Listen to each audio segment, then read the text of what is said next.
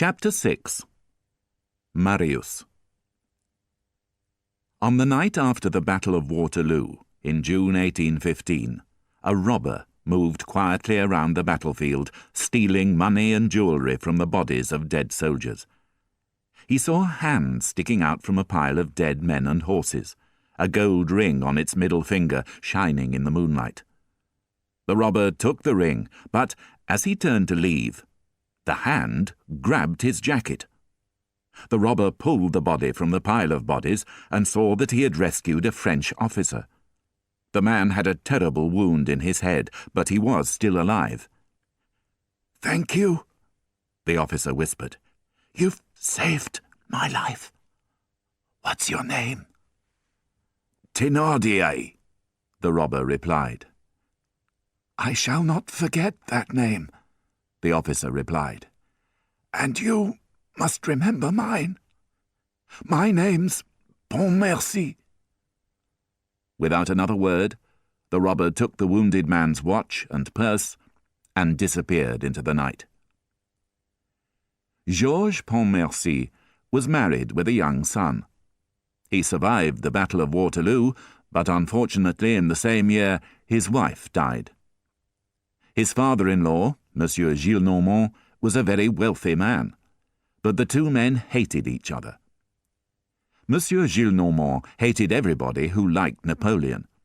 He thought that Pontmercy was no better than a beggar, a penniless adventurer who only wanted his money.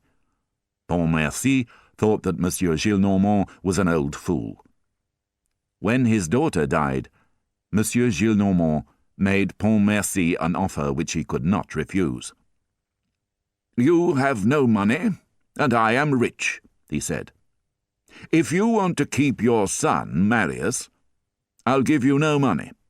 But if you give the boy to me, and promise never to see him again, I'll look after him." Pontmercy, wanting his son to have a good life, had sadly given him to Monsieur Gillenormand, and never saw his son or father-in-law again. Marius grew up with his grandfather, and never knew his father. Monsieur Gillenormand always told him that his father had been no good, that he was a poor soldier and a drunk who had abandoned him after his mother's death.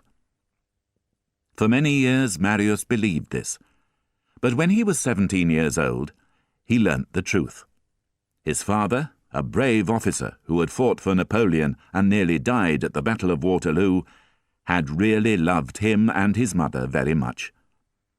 Without telling his grandfather, Marius tried to contact his father, and finally discovered where he was living. He went at once to visit him, but he was too late. His father had just died.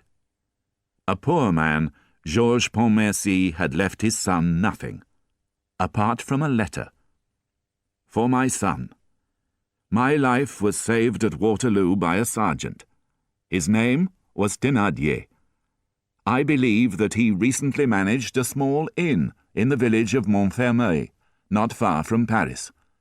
If you ever find this man, I want you to help him in any way you can." Marius returned to Paris, but continued to visit his father's grave regularly, without telling his grandfather. One day, however, his grandfather discovered what he was doing. They had a big quarrel, and Monsieur Gillenormand ordered Marius to leave his house. For the next 3 years, Marius lived in a small room in an old damp-walled building on the outskirts of Paris.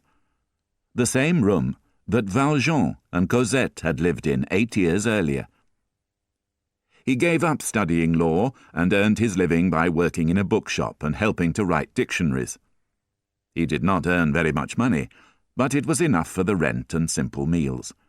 He rarely bought new clothes, but he was proud of the fact that he had never been in debt. His grandfather often tried to send him money, but Marius always returned it. He hated his grandfather for the unjust, cruel way he had treated his poor father. Life was hard for him, but he never forgot the promise he had made his father, that he would find Thénardier, the man who had saved his father's life, and help him in any way he could. Marius was a handsome young man, but he was also extremely shy.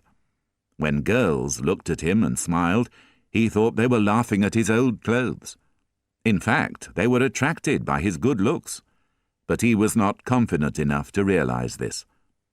As a result, he had no girlfriend, but he was happy with his books.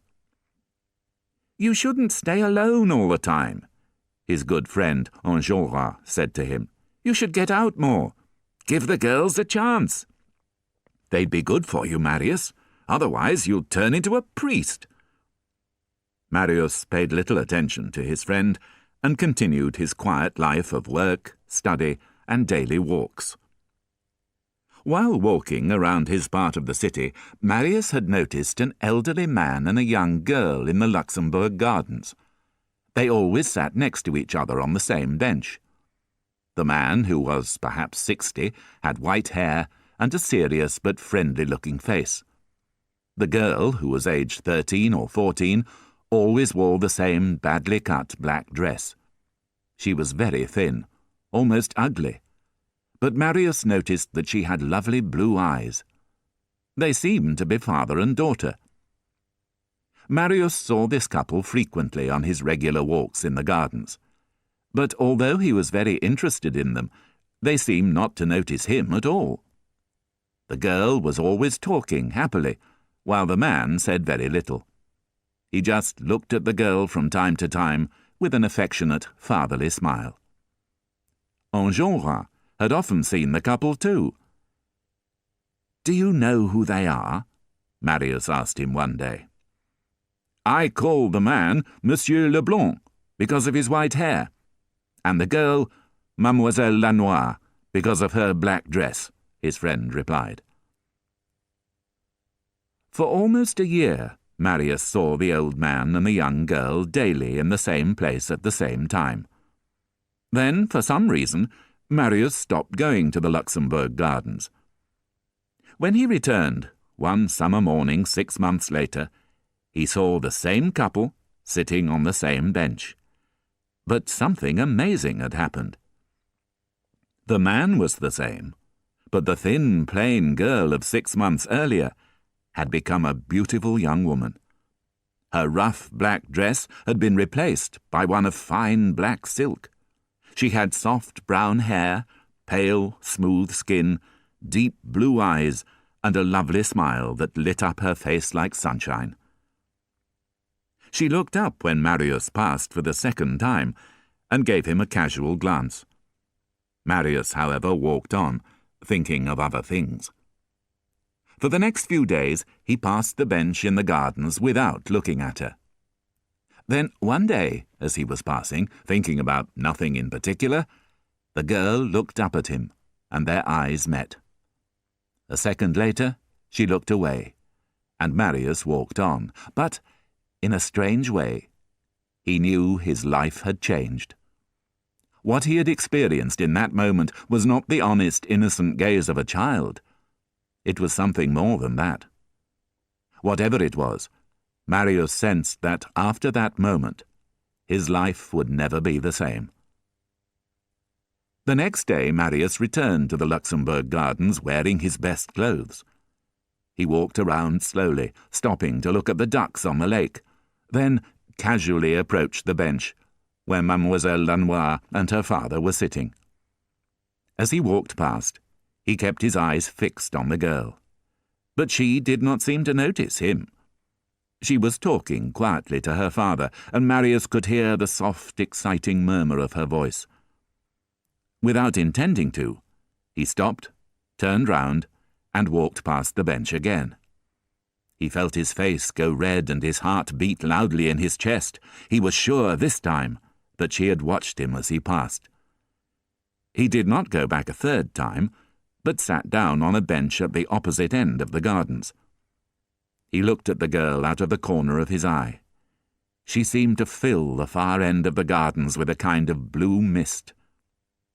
Taking a deep breath, he rose and was going to pass the bench for a third time when he stopped. He suddenly realized that, in his feverish state, he had forgotten about the old man. What would he be thinking when he saw a strange young man walking backwards and forwards in front of his bench? Without another thought, Marius left the gardens and went home. He returned the next morning and sat on a bench all day, pretending to read a book, not daring to go near the bench where the girl and her father were sitting. He did the same every day for 2 weeks.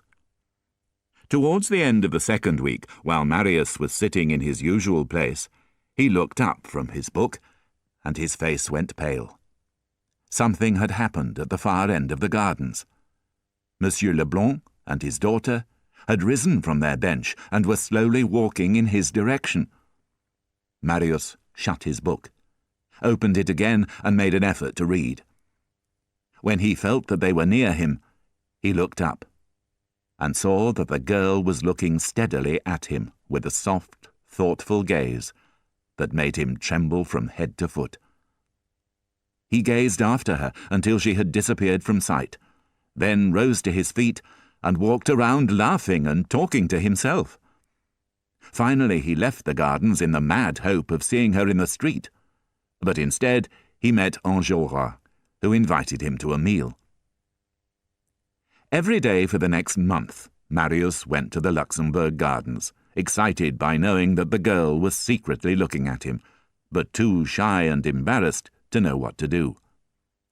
He avoided walking directly in front of the bench, partly from shyness, partly because he did not want to attract her father's attention. Sometimes he stood for half an hour in a place where her father could not see him, looking at her and enjoying the small, secret smiles she sent him. But it seemed that Monsieur Leblanc had begun to suspect what was happening, because often, when Marius appeared, he got to his feet and walked away, taking his daughter with him. Sometimes Monsieur Leblanc took his daughter to a different bench to see if Marius would follow them. Marius failed to understand the trick and made the mistake of doing so. Then Monsieur Leblanc became irregular in his visits and did not always bring his daughter with him. When this happened, Marius did not stay in the gardens, which was another mistake. Marius was too much in love to think clearly. His desire for the girl was growing daily, and he dreamt of her every night. One evening, he found a handkerchief lying on the bench which Monsieur Leblanc and his daughter had just left. It was a plain, white handkerchief with the initials U.F. in one corner. Ursula. Marius said the first name that came into his head. A delicious name. He kissed the handkerchief, breathed in its perfume, wore it next to his heart by day, and kept it under his pillow at night. I can feel her whole soul in it, he told himself. In fact, the handkerchief belonged to Monsieur Leblanc and had simply fallen out of his pocket, but Marius was unaware of this. He never appeared in the Luxembourg Gardens without the handkerchief pressed to his lips or his heart. The girl could not understand his behaviour at all, and looked at him with a puzzled expression. Such modesty, Marius sighed. Eventually, Marius was not satisfied with just knowing the girl's name. He wanted to know where she lived. He found that she lived in a small house at the quiet end of the Rue de l'Ouest. As well as the joy of seeing her in the gardens, he now had the pleasure of following her home. One evening, having followed them to the house and watched them enter, he went in after them and spoke to the concierge. The concierge, however, became suspicious, thinking that Marius was connected with the police, and refused to say anything. The following day, Monsieur Leblanc and his daughter did not come to the gardens at all. They did not come for a whole week, and Marius began to feel depressed. Every night he stood outside their house and gazed up at their lighted windows. Sometimes he saw a shadow pass in front of a lamp, and his heart beat faster. On the 8th night, there was no light in the windows. Marius waited, his heart aching with pain, until finally going home. The next day they did not go to the gardens, so again Marius went to the house as night was falling. Once again there were no lights in the windows. He knocked on the door and spoke to the concierge. "Where's the old gentleman?" he asked. "He's left." Marius felt the blood leave his face. Almost fainting, he asked in a weak voice, "When did he leave?" "Yesterday." "Where has he gone?" "I've no idea." "Did he leave an address?" The concierge then recognized Marius from the previous week. He stared fiercely at him and said, "So, it's you again. I was right. You are some kind of policeman." With those words, he slammed the door in Marius's face.